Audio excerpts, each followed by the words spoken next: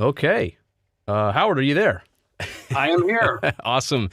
Howard, thank you so much for joining me. And first off, you and the Nevada Independent have been all over this story about the A's potential relocation. You guys are breaking everything. So, I mean, I'd say congratulations on that. You're doing a fine job at it. How are you and your organization able to stay ahead of everything? I know it's what you do, but how are you doing it?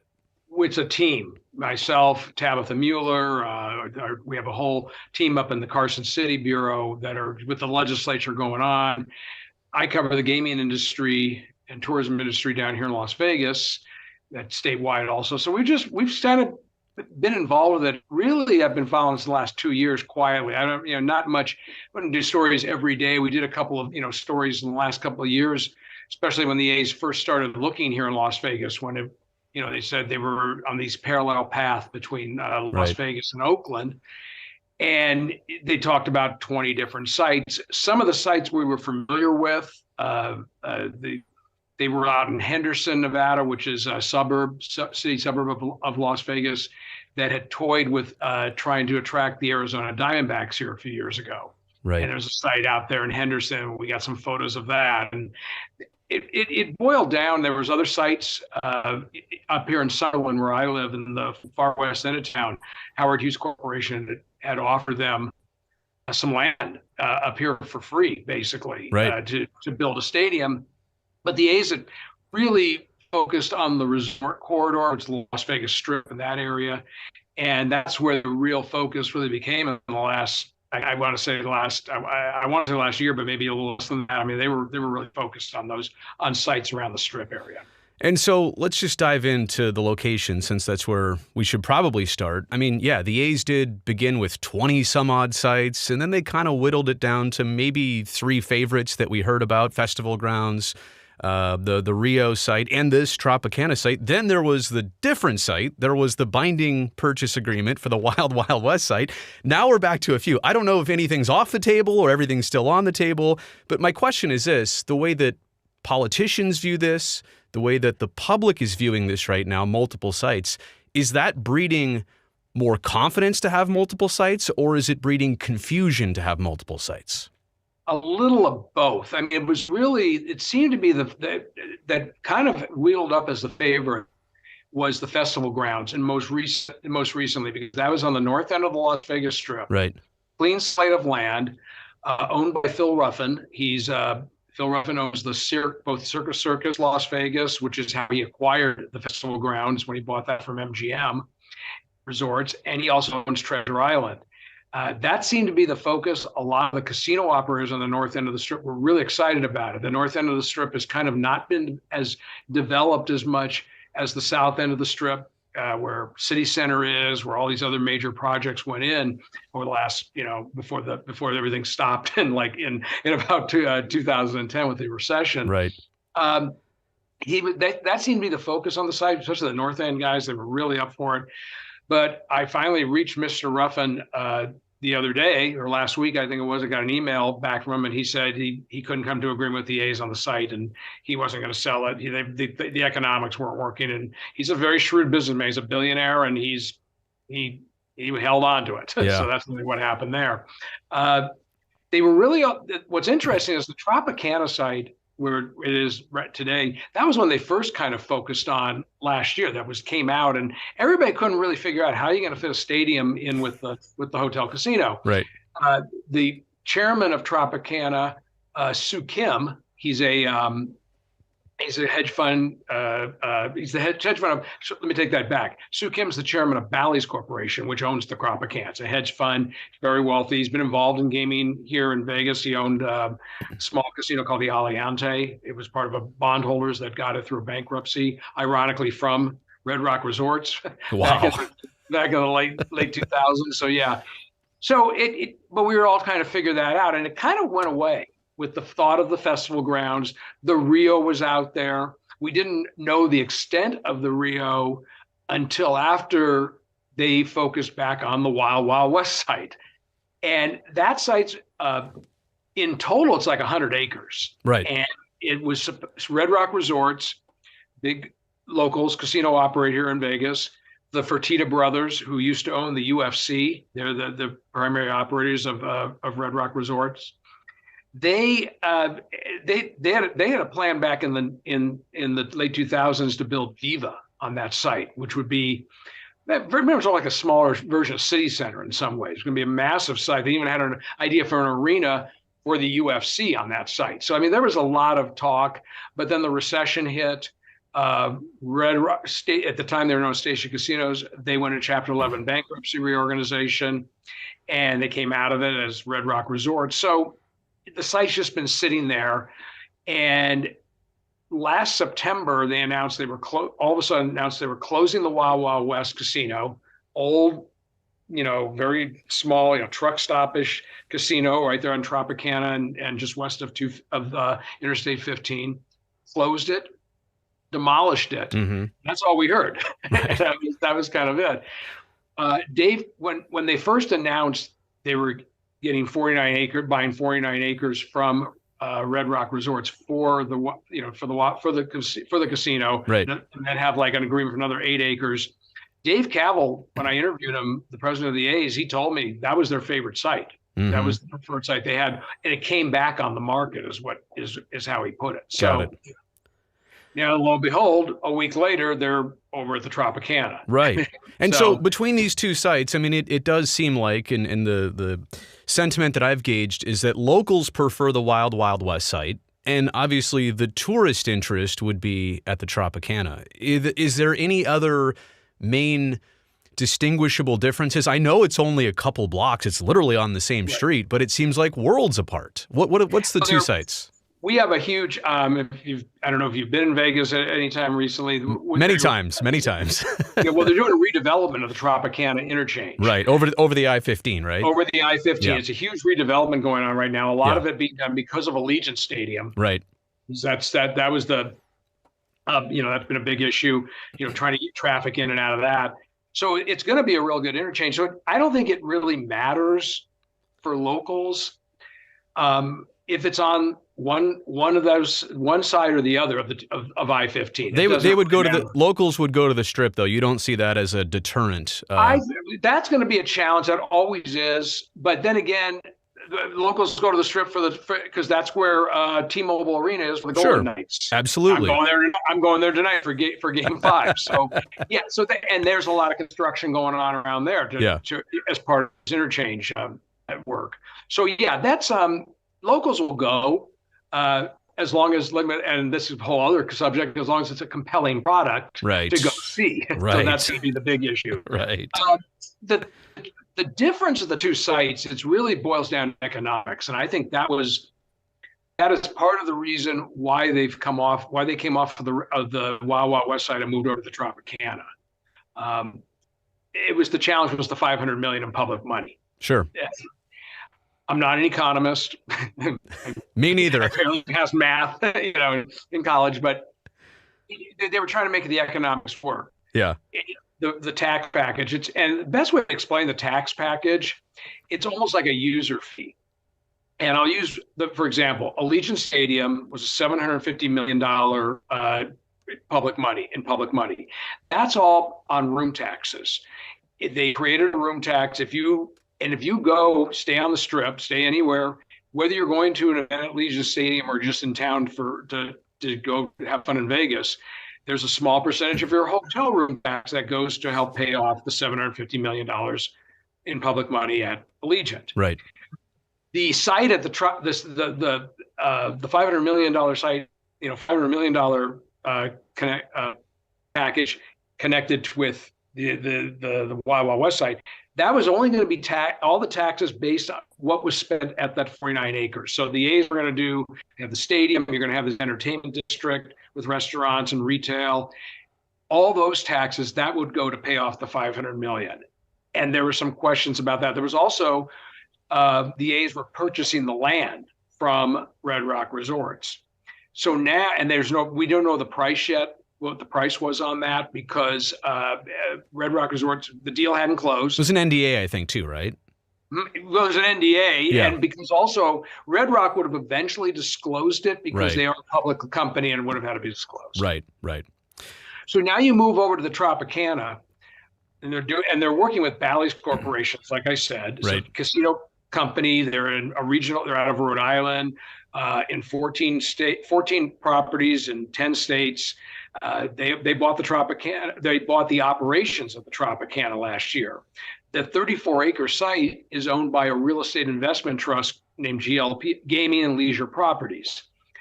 Bally's pays GLPI $10.5 million a year in rent to lease the site. Bally's had talked about remodeling the Tropicana. It's a very old casino. It's a Rat Pack era hotel casino. I've stayed there. It's Okay. all I need to know. Yeah, it's it's piecemeal with all the renovations that have been done over Yeah. time. Yeah. From the understanding now, we're finding out Bally's not only they're not going to renovate, they were going to demolish it Sure. at some point and build from there. It's much. If you understand Vegas, it's what we do out here. It's spectator sport. We blow up a casino, blow up an old hotel casino in the middle of the night, Right. and then they rebuild. Every property on the strip has been done that. So that wasn't a surprise. What I think this did by offering the A's 9 acres on the site for just the stadium, they won't have the entertainment district around it, Right. just the stadium. What it did is Bally's right now is in the middle of building a $1.7 billion hotel casino in downtown Chicago. That is the main focus for this company. That's what they're really heavily focused on. So they decided, though, however, if the A's were going to come in, build the stadium, they would just wipe out the Tropicana now, and give the A's a clean site. They'll get the baseball stadium. At some point, they'll come back in and build a hotel casino separate from the stadium. It won't be attached to the stadium, but I can envision in some way where they can do this kind of entertainment district where you can connect the two properties, with parking and however you're going to do it. Sure. And that will happen over time. But I think for the time being is they would just clear out the site and give the A's basically a clean slate of land, go in and build a stadium. The A's don't also have to pay for the land costs. Right. No land purchase, right? It's a rental no land situation. Exactly. Yeah. Exactly, Brody. So I think what that does is that's what helped bring down the public financing piece. Right. And that's now down to $395 Right. million. So I think that's what's kind of going on right now. They're trying to work out all those details. And I think we'll see this in the front of the legislature in the next week or two. Yeah. Getting tight. The legislature ends in Nevada in June 6th. So yeah, they got to get this done quick. I want to hit on that next, the whole legal side of it, which I know minimal amount. I'm learning as I go, and I know that's your expertise. But one last thing on sites and projects and all that stuff. Sure. At the Tropicana site, 9 acres and $1.5 billion.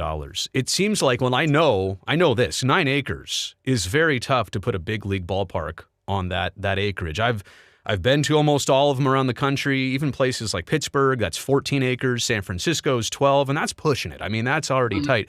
So to do 9 seems tough, and also for something on the Strip. I mean, it's my opinion, and as a guest of Las Vegas, when I go there, these new projects knock my socks off. Look at the MSG Sphere. It's at $2.4 billion now. I mean, Vegas... $2.3 billion is more expensive than Allegiant Stadium. There you go. I mean, Vegas does stuff that is supposed to blow you away. So 9 acres seems like a bare minimum site, and $1.5 billion seems like a bare minimum cost. Are you in agreement that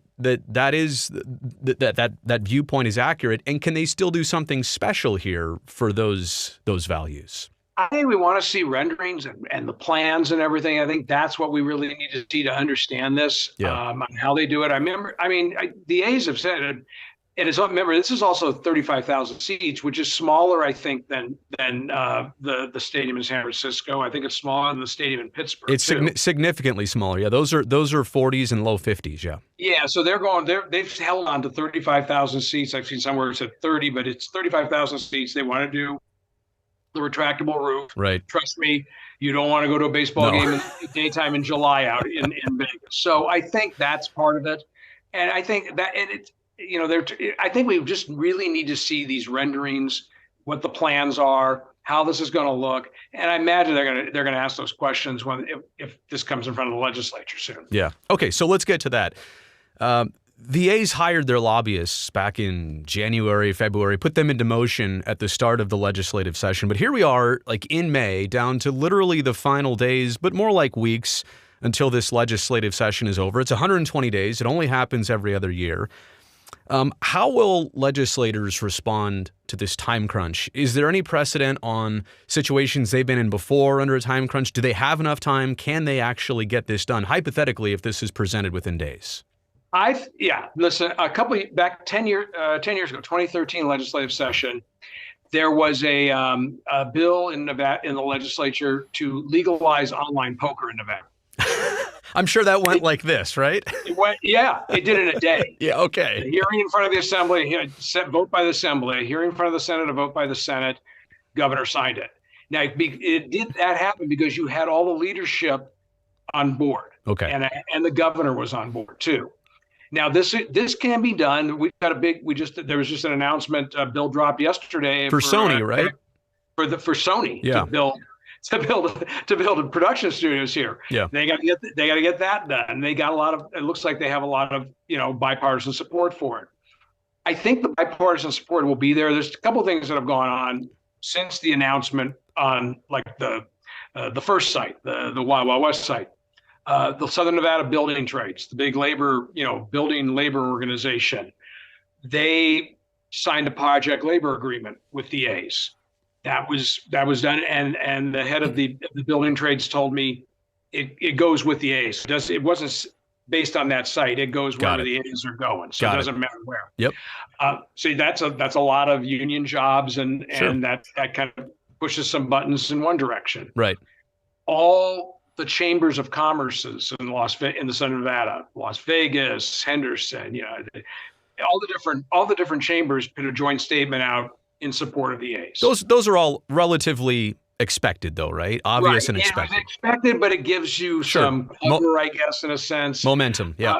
Right. So then it's a question to me: if you have the leadership is in supportive of this, the legislative leadership are Democrats. There's also have to get the governor's office, support. If all that happens, then we're in good, then may just get through it. They can get this done. I don't think they want to go into a special session of the legislature. Right. That was done for Allegiance Stadium, but it was an off year. Right. For the legislature. That was the reason behind it. Right. I hope that you're not here. No, it's okay. So they don't want to do a special session here. They're going to come out of this session. They don't want to roll into one. And I don't think the governor wants to call a special session. To go into that real quick, it's my belief that they don't want to do that because, number one, special sessions are costly, right? It costs the taxpayers to do that. And also, Joe Lombardo is fresh into office of governor of the state of Nevada. Does it behoove him as a new governor to say, "Whoops, we gotta take care of this"? Instead No, I mean, you're exactly right. On both counts, you're right. Okay. Who pays for it? And the governor's he's not even in 6-7 months into his first term. I don't think he wants to do that. Right. The special session for Allegiant Stadium, you had leadership all behind it. Right. The governor was behind it. It sailed through in 2 days. It was done in 2 days. Right. So I think that will be the that's a whole different ball game. So your thoughts though, I mean, not yes or no on the project. I mean, yes or no if it didn't get passed in the next 2-3 weeks here, special session is you would say what, very unlikely, impossible? I would be possible. I mean, it's not impossible. It's possible, but I think just personally, I mean, I don't know. It seemed to be unlikely. Yeah. Unless there's agreement saying, look, we ran out of time. Right. We want to get this done.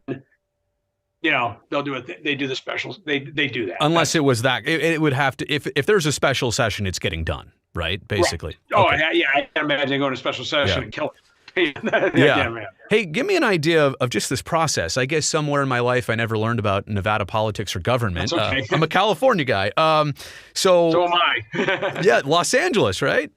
Yep. All right. So public funding would require an assembly bill, and that would have to be introduced by somebody. Then there would have to be a vote on that. I'm curious about the votes it needs, if there's a percentage or if it's a majority.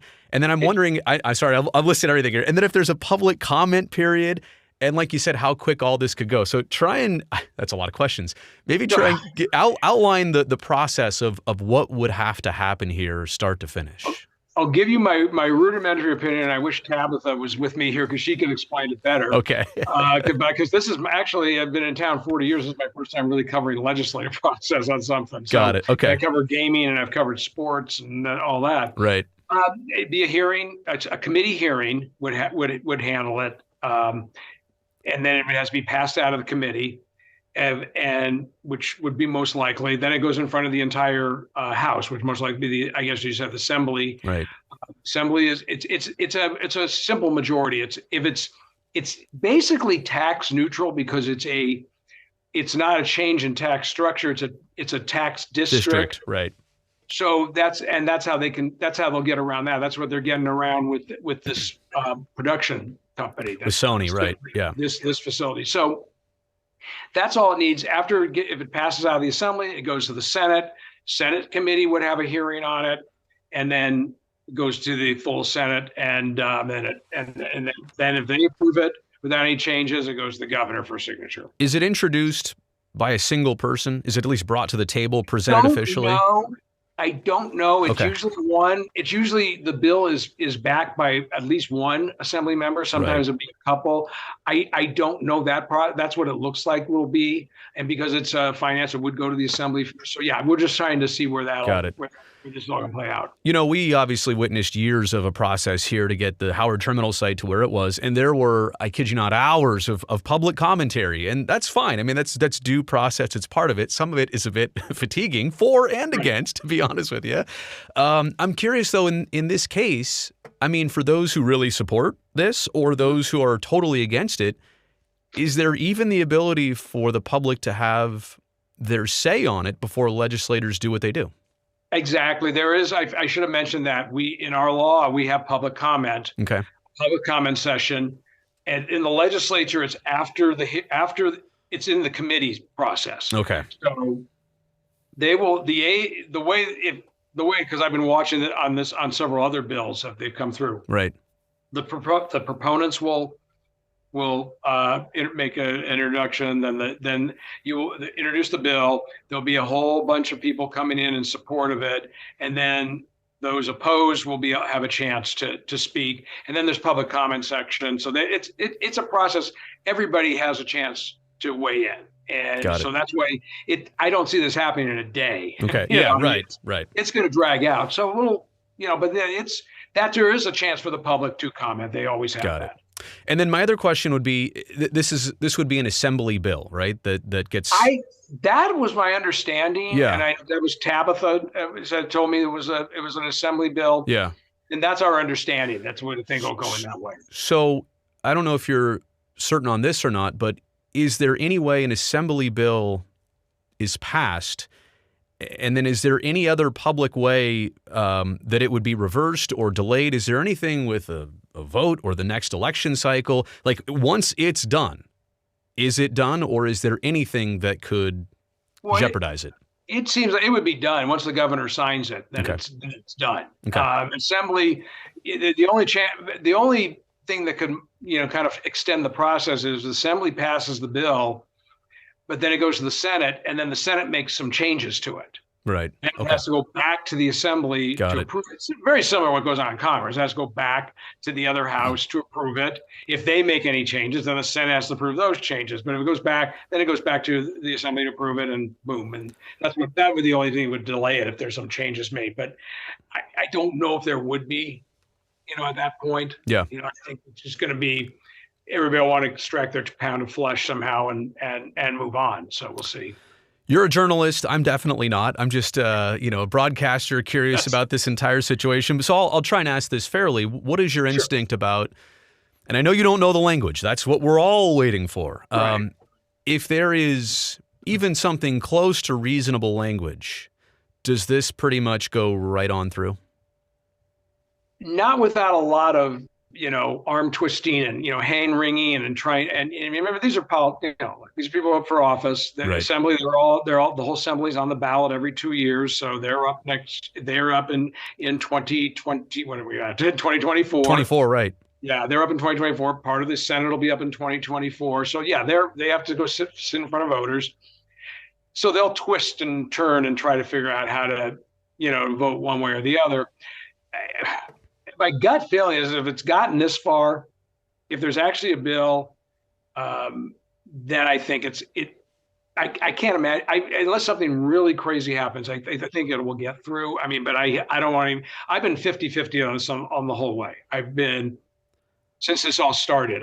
At first I didn't think it was even a chance. I thought, and others did, that Vegas was being used as the pawn to get Oakland off the schneid Right.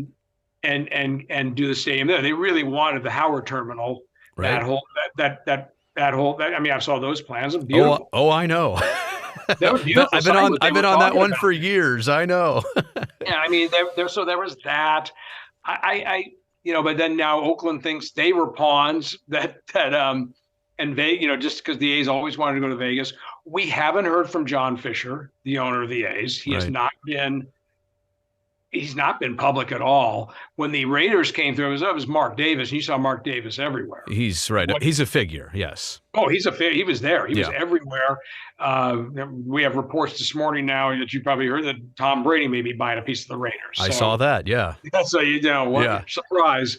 But yeah, so that's the thing. It's been Dave Cavill's been out there as front and center with this. You have the connection in Vegas with the A's because the AAA ball club, the Aviators, the A's AAA team. Most of the Aviators are playing in Oakland this season. We know that too. Yeah, and so they get a good crowd for the Aviators, and so I think if it's gone this far, and if they get this bill, the language and everything, the bill through, and the money, the tax package works, you're going to have to make sure the Clark County Commission is agreement with all this too, which I'm sure that's being done now. Then it'll get through. That just seems to be the gut feeling I have. Could you see the A's asking for the either $500 million amount of whatever it is, by the way, tax credits, tax immunity, who knows how, what? No, if they come back on $500 million, they're going to get laughed out of Carson City. So that's my point is that this is the A's initial offer. You're thinking that Nevada is going to come back and say, well, we can meet you at this point. Is that the expectation? I think the $395 million is where it is. More accurate. Okay. That is more accurate. That what I got when we reported days are blending together whenever it was about the Tropicana, the tax package of $395 million, that is the offer. That is the deal that everybody's looking at. So that means, I mean, even if the Wild Wild West site is somehow still in play and the A's think they decide on that location, they could still take 395 and go back to 49 acres. I don't think they're going to get back to the Wild West site because of the land costs, and you've also now Red Rock Resorts. The A's there's probably some earnest money they put down and the Red Rock Resorts. They're not. I don't think that's come back. I think you think that one's done? I think it's toast. Okay. Yeah. All right. Pretty much. Yeah. All right. A couple more questions here. I really appreciate your time. I mean, your expertise on this is tremendous. And no like problem. I said, I know there's a lot of interest in the Bay Area. Oh, well, I mean, and I've got the comment too from several people I've talked to down there who say, you guys are really up on this. Well, my explanation is that we've been following a stadium process for years. I don't want to say that we're experts at it, but we know all the parties, we know the process. I got to say, it's amazing how much more streamlined this process could be in Nevada in the Bay Area. Wow. So of the people who really want baseball for Nevada and for Las Vegas, I mean, and they know in the back of their mind that expansion is probably also on the table for Southern Nevada. I mean, it's going to happen within this decade. The commissioner has pretty much already said it. Are people in Las Vegas and politicians, are they aware of that? And also, would they be patient enough to wait for expansion instead of relocation if that's what they really wanted? Yeah, I think the thing is that we've, talked about expansion, like you said.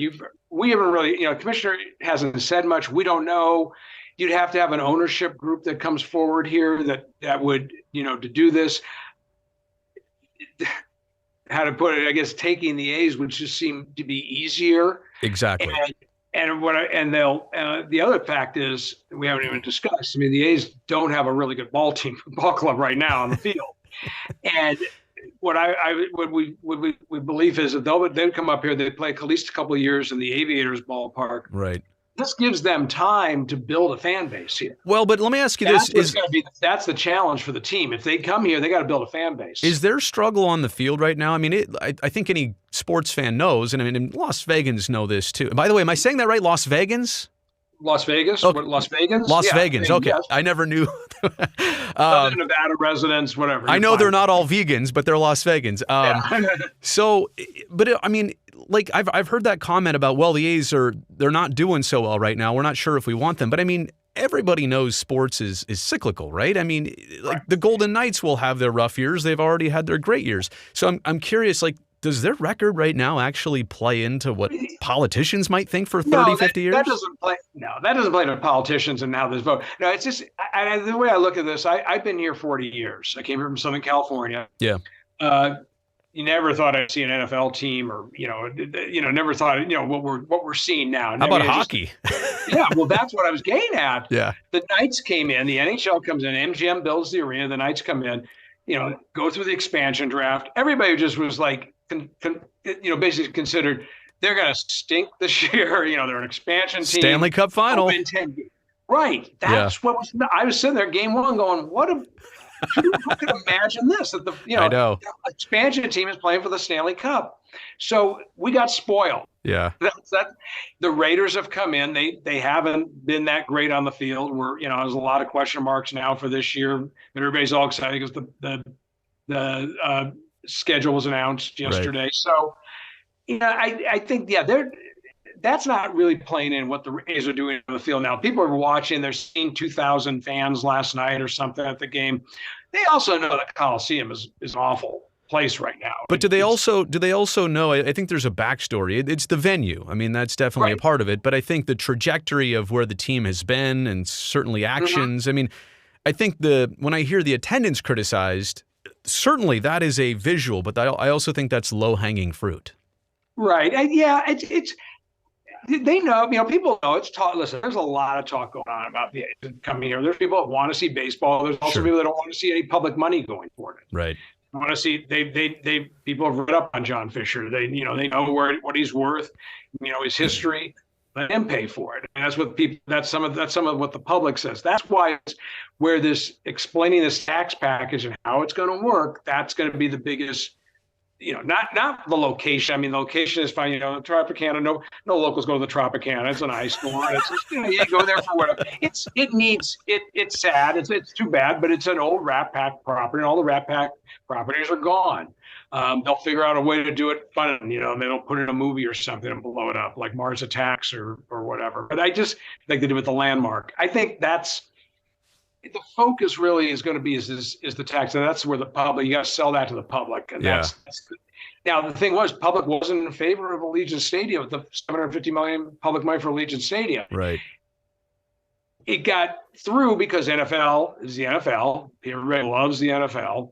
They have their own method of funding new stadiums for teams. Baseball doesn't really have what NFL does. I think was it $500 million, $300 million that the league put into Allegiant Stadium. The league put some money in. I remember. It was you had a whole different groups involved, but there was that big $750 million piece of public money, right? And it's overseen by the Stadium Authority. And the thing is that now you come forward, the stadium. It's done whatever everybody promised, the proponents promised it would do. I mean, it's probably the most successful stadium in the country right now. It's doing, the 40 events a year, in addition to the Raiders and UNLV football and college. Taylor Swift. Taylor Swift sold out 2 nights there. Yeah. What's that called? The BTS or whatever the Korean boy band. K-pop. Yes. K-pop. They sold out 4 nights, 2 weekends in a row. They sold out 4 nights in Allegiant Stadium. So it's done what everybody expected. Is there a competition? Sorry to cut you off. Is there competition though if you build another new venue right down the street? I mean, does then Mark Davis and Allegiant Stadium go, wait a second, now I've got to compete with these guys for acts? I think it's different with the baseball stadium, they'll do different things in there that they wouldn't do in Allegiant. Right. Also remember, the Raiders only have 9 dates, so 9 regular season games. UNLV has 6. Right. They get a couple of college. We've had big attendance for Notre Dame came out here and saw that. He plays here, so you get big attendance here for that. So they've had those. That's done well, but a lot more dates to fill for the Allegiant, as opposed to a baseball stadium where the A's are going to take up 82 games. Yep. And that takes up a big chunk there. Tuesday night against the Pittsburgh Pirates may not have the same effect as NFL Sunday. No, I totally get it. Exactly. I mean, listen. Let's be clear. LA fans will come up because it'd be a nice place to see the Dodgers play when they play the A's or the Angels. If Ohtani's still with the Angels, then you'll get. Imagine the Yankees. You want him on the Dodgers? Let's be honest. You think Ohtani's going to? Yeah, I would. Yeah, of course I want Ohtani on the Dodgers. I wanted Bryce Harper back to the Dodgers. Oh, there you go. There's Las Vegas right there.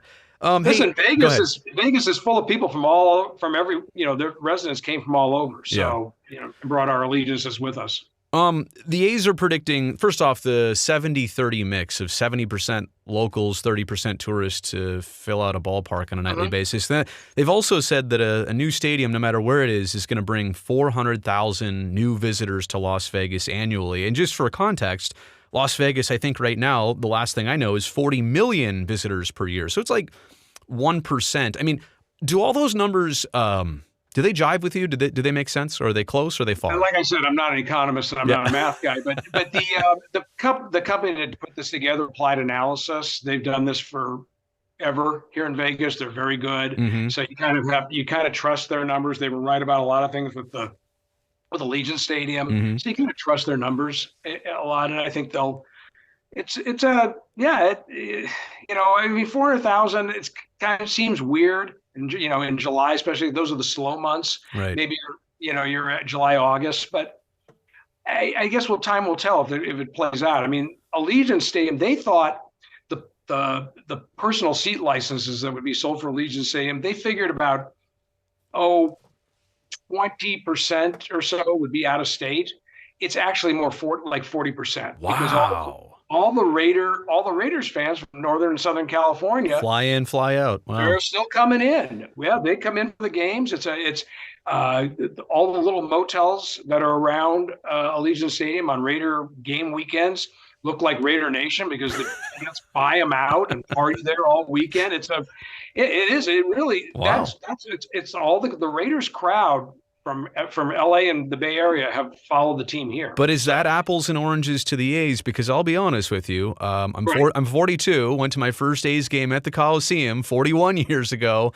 I can almost guarantee you that the fan base is not transferable.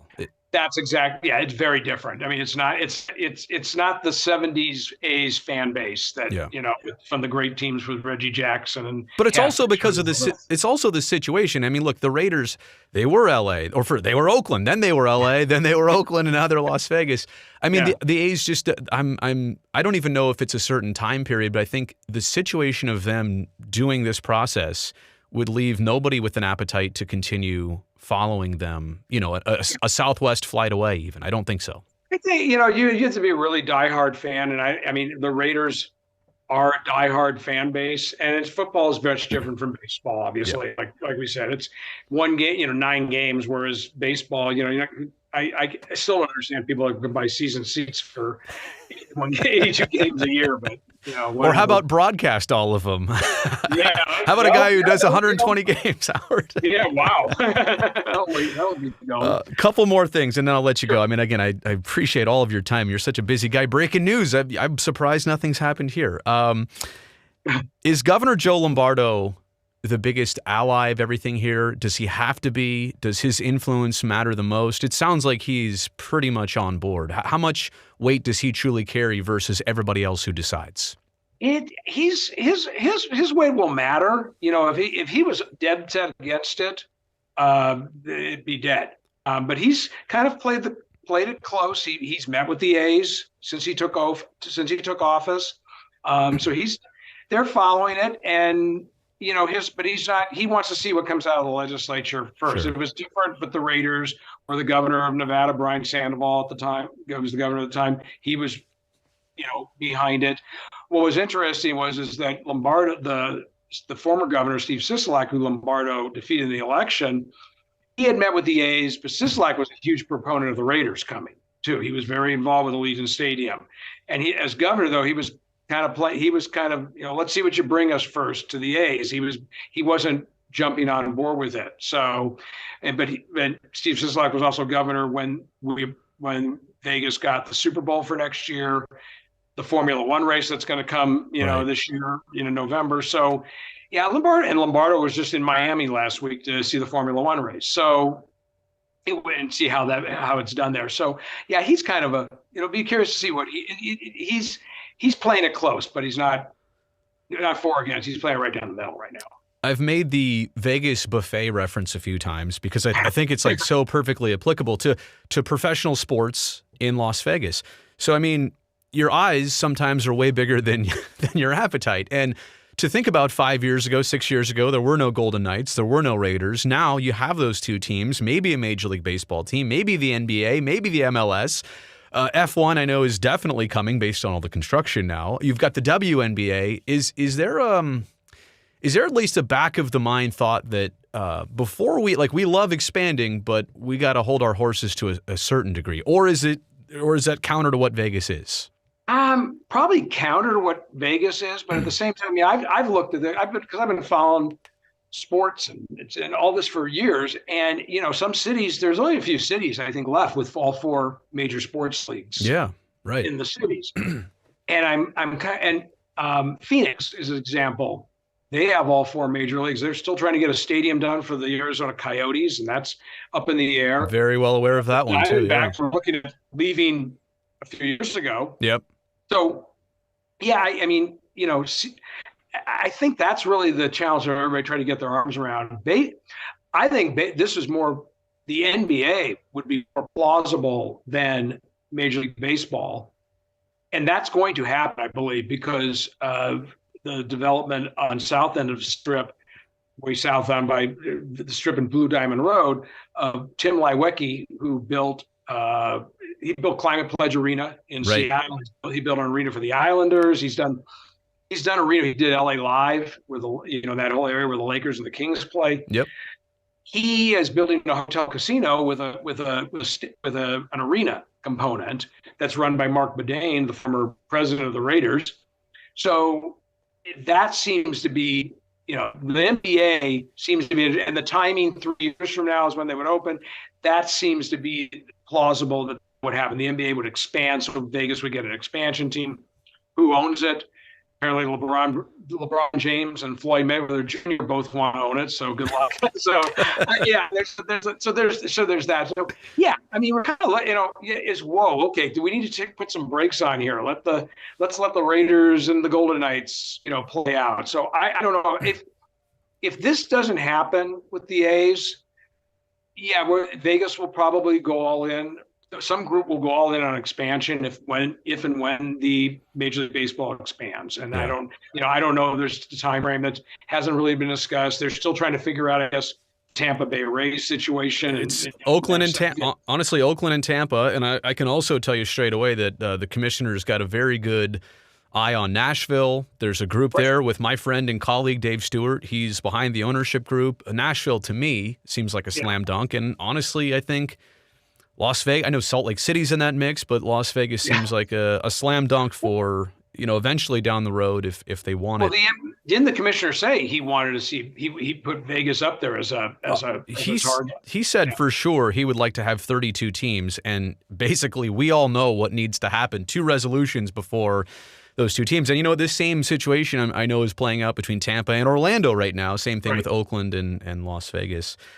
Is there a point of no return here? And I don't know about the situation with the A's in Oakland. Obviously, the A's have said we've turned our back, we've turned our focus completely to Las Vegas. Is there a point that we've even got to yet where, like, the A's, I know it's probably as soon as a bill is signed. Is there any point where, as soon as this happens, there in Vegas, or is it just the bill? Is that the one thing that could Well, tie they've got them to in? get the approval from Major League Baseball, which seems like it will be done. But I Right. think they wouldn't be here probably until after the season's done. They may a little bit, it'll be like, I think they got to play one more year in Oakland. They too, are. right? They're under lease for 2024. So they would play another year in Oakland. So Yep. then after that, it was that way with the Raiders. Remember, they were Yeah. still Oakland Raiders, and then but right after the last game, they pounded the sign out and said Yeah. "Home of the Las Vegas Raiders" in front of the construction of the Legion Stadium. So it will be fascinating to watch how this plays out. And I want to see how this how this comes through the legislature. We'll know more by June sometime, and then go from there. Gut reactions on all of this. Let's just kind of run through everything. It's probably going to happen soon, right? We're going to have this language, right? Hopefully by next week is my hope. And if the language is even close, it seems like Las Vegas is pretty willing, right? Or I should say the state of Nevada is pretty willing, right? Well, the state seemed, I think so. So we'll just see. I mean, like I said, I don't want to put a stamp on it and say, yep, it's happening. I just think, something could always blow up. Yeah. But at this point, it seems to be trending in that direction. Yep. It's the best way to look at it. If you were, a political analysis, I think it's trending in that direction. But I won't say anything until the bow's tied on it. For sure. Maybe I won't be believing it until I see the first pitch in 2027. So, well, they always said here in Oakland, talk to me when there's a shovel in the ground at Howard Terminal. So, Howard, honestly, this has been great. I'll chat with you as soon as we're live still, obviously. I'll chat with you when we sign off. But tell everybody, because we probably have maybe the biggest growing audience here watching the stream, where can people continue reading your work? Where should they follow you? Go ahead and give us all that information. NevadaIndependent.com. That's we're a nonprofit news organization that was started in Vegas by a gentleman named John Ralston, who's one of the top political analysts, not just in Nevada, but nationally. He was a political reporter, and he started the Nevada Independent, and we've grown from a staff of 6 to now we're pretty close to 30 people, Wow. 30 reporters.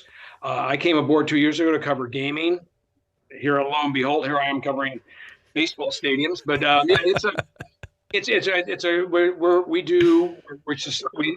we decide on contributions. We're a nonprofit, so it's a new format of journalism that's kind of been growing around the country now in different cities. Texas Tribune, Baltimore Banner. There's all these nonprofit news sites, and that's what we do. I was a reporter in Vegas for the newspapers here for like 20 years. So. Yeah. Well, you guys do a great job. You specifically have broken all the big stories, the land purchase agreement, the shift to the Tropicana site, all that stuff. So again, it's I know it's a hard thing for A's fans in the Bay Area to follow, but you're the guy, and you're so honest, and you're so straightforward with it, and I really appreciate everything I've been able to learn today. Well, I hope you still like me, though I'm a Dodgers fan. But no, we're fine. Well, 88, I got to talk to you about 88 real fast. Kirk Gibson, that was a little still getting over that. Over my shoulder over here to the point over here. I don't know if it's on yours. You can see that's an signed Oral Hershiser jersey from the 1988 season. So, yeah. I have no ill feelings to the Dodgers. minus 1 year. Howard, I have a close friend of mine. One of my dearest friends up here in Vegas is a Giants fan. Yeah. One of my dearest friends from college is a Giants fan. So there you go. Yeah. Hey, I appreciate this again. Thank you so much, Howard. Anytime. Okay. Thanks for having me on.